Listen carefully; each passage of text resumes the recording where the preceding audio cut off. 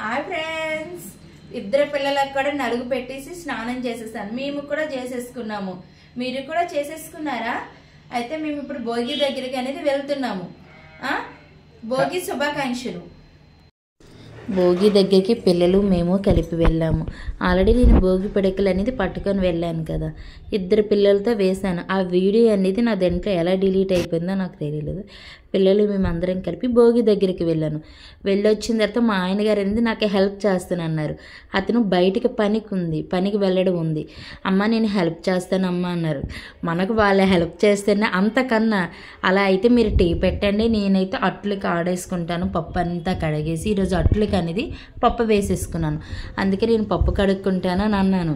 మా ఆయన గారికి ఈ మధ్యన మీదింటికి వచ్చేసేయడం వల్ల ఎక్కడ ఏం పెట్టానో కూడా అతనికి తెలియదు. అతని టీ పొడి పంచదార అతనికి అన్నీ చెప్పినప్పటికే మినిమం నాకు టైం అనేది సరిపోయింది. అతనైతే టీ అనేది పెడుతున్నారు. అతను మా ఆయన గారు టీ పెడితే చాలా అంటే చాలా బాగుంటుంది. ఎందుకంటే వాళ్ళకి చిన్నప్పటి నుంచి హోటల్ ఉంది.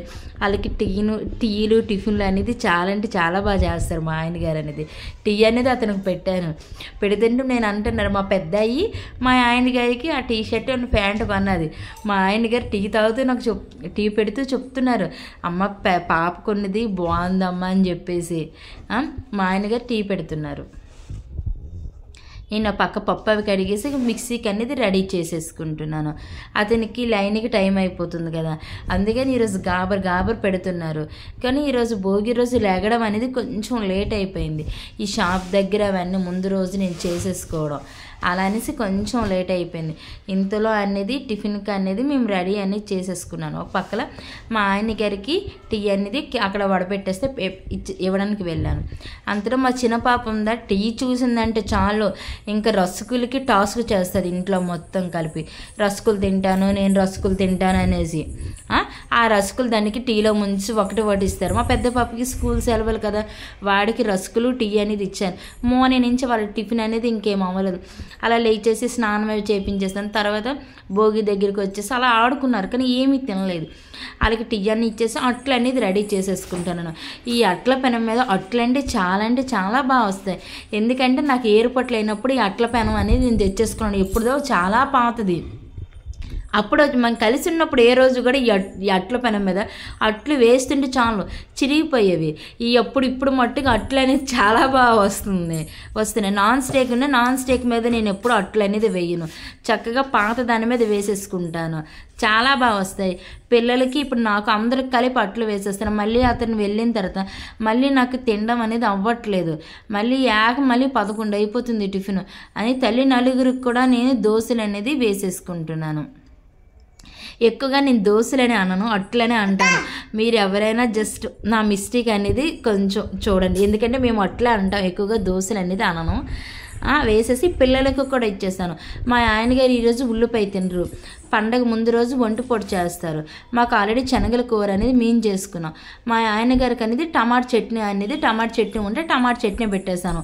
మా ఆయన గారు భోగి రోజు వంట పూట ఉల్లిపాయ ఏమీ పెట్టరు మా ఆయన గారికి. నేను తినేస్తున్నాను, పిల్లలు ఇద్దరికి కూడా ఇస్తాను. మా చంటిదై టీవీ వేసానంటే చాలు ఆ టీవీలో బుర్ర పెట్టేసి ఆ అట్టు అనేది ఒక 2 గంటలు పడుతుంది. ఆడు అస్సలు తినడు. అల్లరికి మట్టుకు ముందు ఉంటున్నాడు వాడు. అస్సలు తిండికి ఏమి కూడా చేయట్లేదు. మా ఆయన గారు మేము పక్కన తింటుంటే మా ఆయన గారు బాగుందని మా ఆయన గారు కాంప్లిమెంట్ ఇస్తున్నారు. మా ఆయన ఏ వంట చేసినా మంచి కాంప్లిమెంట్ అనేది ఇస్తున్నారు. అతను రావడానికి ఈరోజు బాగా టైం అయిపోయింది. ఈరోజు పన్నీర్ కర్రీ చేయమన్నారు. ఉల్లిపాయ ఏమీ వేయకూడదు కదా. ఆల్రెడీ టమాటా ముక్కలు ఆయిల్ అనేది వేపేస్తున్నాను. అందులో 2 పచ్చిమిరపకాయలు అనేది వేస్తున్నాను. అవి ఇవి కలిపి వేస్తే టమాటా ఇది పన్నీర్ కర్రీకి టమాటా బాగా ఫ్రై చేసి మిక్సీ ఆడుకుంటే చాలా బాగుంటుంది. ఆల్రెడీ దానికి నేను జీడి వేస్తాను. ఎందుకంటే మేము బాదం మిల్క్ చేస్తాం కదా, ఆ జీడి అనేది నా దగ్గర ఉంటుంది. ఆ జీడి అనేది ఇందులో వేసేస్తాను. వేసి గ్రేవీ అనేది బాగుంటుంది కర్రీకి.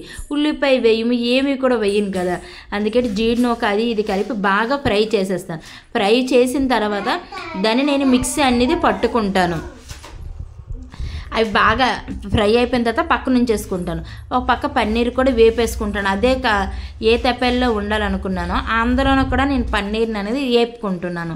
వేపుకున్న తర్వాత పక్కన ఒక పన్నీర్ కర్రీ అయిపోతుంది కదా, అలాగే కొబ్బరి పచ్చడి కూడా చేసేసుకుందామని కొబ్బరి పచ్చడి చేసేసుకున్నాను. కొబ్బరిగా చెక్కలు గుళ్ళకి వెళ్తున్నాను, చాలా చెక్కలు ఉండిపోతున్నాయి, ఏమి కూడా చేయట్లేదు కదా, అందుకని కొబ్బరి పచ్చడి చేసాను. ఒక పక్కన పన్నీర్ అనేది వండేసాను. పన్నీర్ అనేది వండినప్పుడు ఇలా లూజ్గా వండుకున్నాను అనుకో, చల్లగా అయిపోయిన తర్వాత ఈ జీడినోక అవన్నీ వేస్తున్నాను కదా, బాగా దగ్గరికి అయిపోతుంది కర్రీ, అసలు కలుపుకోవడానికి అవ్వట్లేదని ముందుగానే పలచగా అనేది ఉంచేసుకుంటున్నాను. అప్పటికి నేను ఆల్రెడీ 1:30 అయిపోయింది, పిల్లలు ఇద్దరు ఆకలితో ఉన్నారు. అందుకనేసి పిల్లలకు కూడా ముందు చల్లారి పెట్టాను అన్నం. ఫస్ట్ చల్లారి పెట్టేసి వాళ్ళకి పన్నీర్ ముక్కలు వేసేసి అన్నం పెట్టేస్తున్నాను. పాపం ఇద్దరు ఆకలి అన్నారు. నాకు వండడానికి అనేది ఈరోజు టైం అనేది అవ్వలేదు.